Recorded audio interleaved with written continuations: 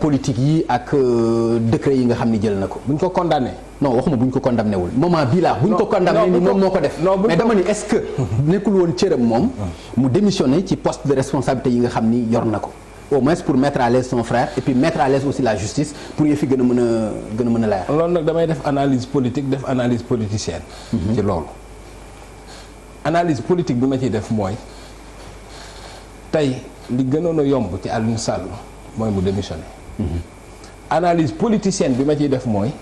affaire bi dem na ba xeexu nguur la ak opposition. ñi ci gën a farlu mooy ñi gën a mere Macky Sall. donc comme xeexu nguur la ak opposition.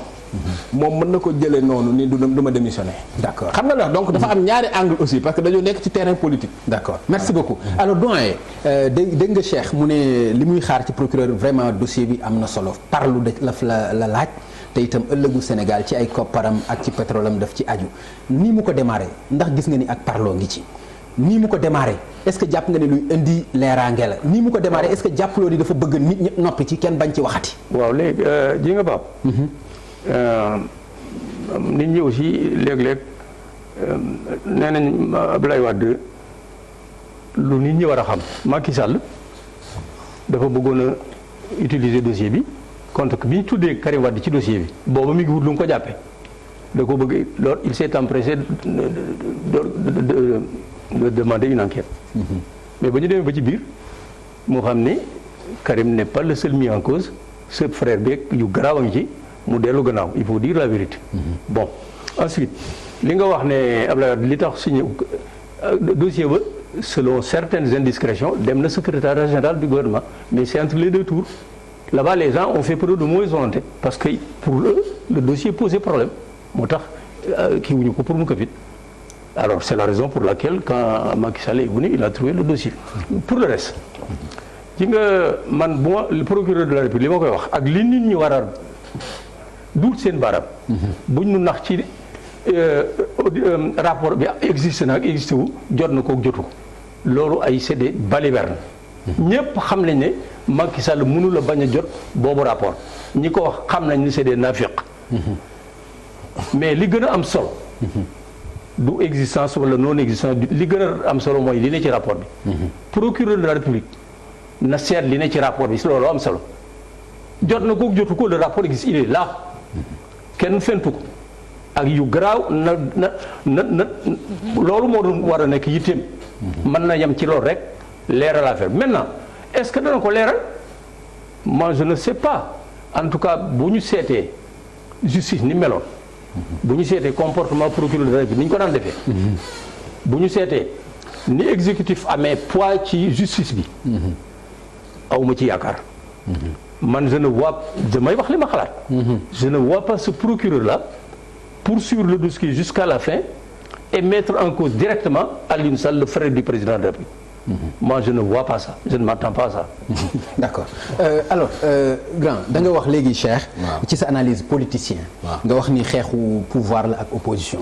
Est-ce que loolu donc moo ci dugal procureur parce que li ñu gis nii am na ñu ko mën a jàppee contre-feu. contre-feu bi mën na nekk rapport bi mi ngi ci réseaux sociaux yi nañu traqué ñi nga xam ni ñoo ko def ci réseaux sociaux yi. contre-feu bi mën na nekk bu kenn demati ci réseaux sociaux yi wala ci télévision yi ku amati looy waxati wax ko dig. soo ko waxul dig mën na dem ci sa kaw est-ce que nekkul xeetu contre-feu boo xam ne dafay dugg ci combat bi nga wax ni muy combat politicien est-ce que grand du comprendre nga question. waaw mais xam nga nag dama dul mën a lire aussi ci boppu procureur. non waxuma nga lire ci boppu procureur. mais en tout cas li mu waxagul. li mu waxagul man mën naa cee jàpp gëm ni bëgg na leeral yëf yi. parce que nee na ku bëgg am information indi ko affaire bi nañ ko leeral ba mu leer nañ. donc mënoo à moins que nga def préjugé maanaam jël loo xam da nga koo xalaat ci sa bopp nga moomale ko mënoo ko wax leneen. mais par contre Pape il faut ñu analyser benn affaire tuuti ci politique ñu faram-fàccee comme ci faram-fàccee lañ nekk. seetloo ni affaire bi c'est vrai que les faits sont très graves. mais est-ce que dégg nga ay Idrissa Seck ay Malick Gakou ay Issa Sall dégg nga leen ñu wax ci. wala ñu sore ci seetloo loolu ñi ci gën a wax mooy ñi nga xam ne dañu am contentieux ak Macky Sall. lu ci affaire politique. ok muy Abdou Mbaye muy Thierno Alassane Sall muy Sonko maanaam ñi ci gën a wax daal Mamadou Lamine Diallo gi ci tey amul contentieux personnel bu ñu xam. may xam ne très critique non analyser loolu rek. pourquoi Idrissa Seck kii pourquoi Malick Gakou pourquoi Madické en parler à peine pourquoi Issa Sall waxu ci et cetera dafa mel ni sax boo fekkee da ngay pousser analyse politique bi ba mu sori dafa mel ni ñëpp ñi nangu ci njàkk bëgg a dem ci dialogue bi dañ cee teey ñëpp ci bëgg ñu bëggul dem ci dialogue bi ñooy yore wax ji c'est lu baax li ma la wax. parce que tous ceux qui sont pro dialogue. dañ cee tey dañ ni pat. Idrissa Seck par exemple gisoo bi mu génnee fële ci Korité gi Thiès dañ ko wax mu esquiver question bi. mais ñëpp ñi nga xam dañu contre dialogue bi ñoom ñoo nekk ci wax. donc enfin analyse politique rek moo bëggoon def wax pour wax ni les faits sont d'une gravité évidente. kenn mënu ko weddi parce que ak nu mu mënti demee dossier bi ni mu demee ak date yi mu demee rek. sans préjuger de kan moo jël ak ku jëlul parce que loolu aussi il faut ñu nangu aussi des fois. am humilité wu accepter justice def enquête am. c'est important aussi. parce que xam nga sinon on serait dans un régime fasciste quoi PAM. ñu xëy suba rek ni PAM Ngagne Ndiaye moo jël 1 milliard rek ñu ni PAM Ngagne moo ko jël loolu fascisme la. nit ki nag aussi même boo nekkee frère Macky Sall nañ la déglu quoi xam nga ma surtout que yow taxaw nga wax ni nañ ma yóbbu fu ne.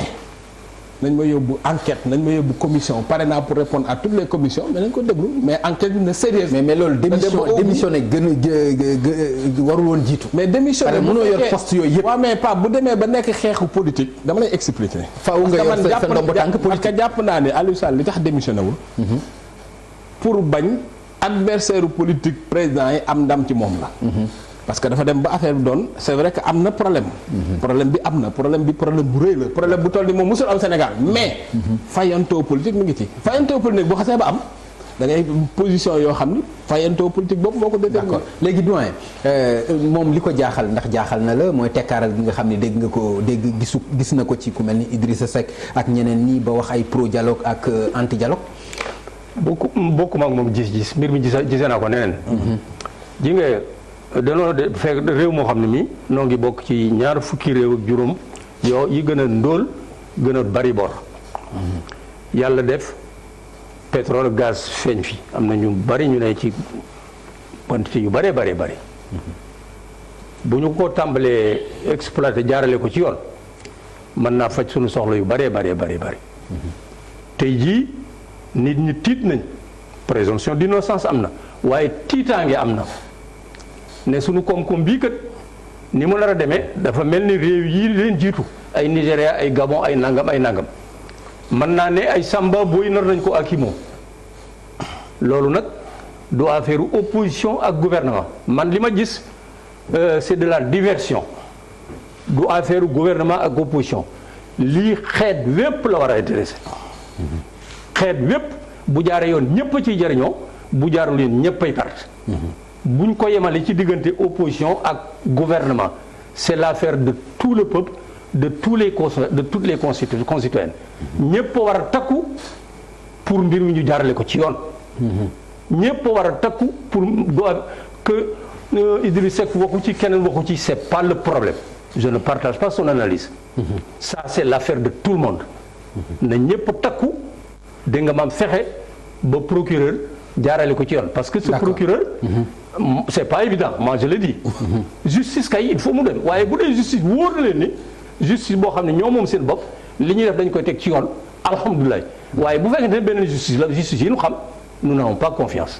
Voilà ce que je d'accord ci démission Aliou Sall abordé naa ko ak moom gis na ni ci wàllu politique du yomb ci moom yow ban gis-gis nga ci am yaakaar naa ni dama ni lui il sait très bien que si nous étions dans une grande démocratie il démissionnait dans les grandes démocraties les gens ont démissionné pour moins que ça Mamadou Seck bi ñu ko fi jiiñee mu nekk ministre de l'économie et des finances nu mu def démissionné bañ seet deful dara mu dellu si voilà mais pour mettre tout le monde à l'aise dafa war a démissionner man day sama ngor bu ma nekkoon place am damay démissionner parce que bu fa toogee dañu naan li muy rekk président de la République a tax na bàyyi pour mettre son président à l'aise waaye toog ne nañ ma woo fu ne ba kenn mënut a dugg ci xelum kenn waaye ñeme na lool ñeme na parce que voilà vous comprenez ci côté information ba tey concernant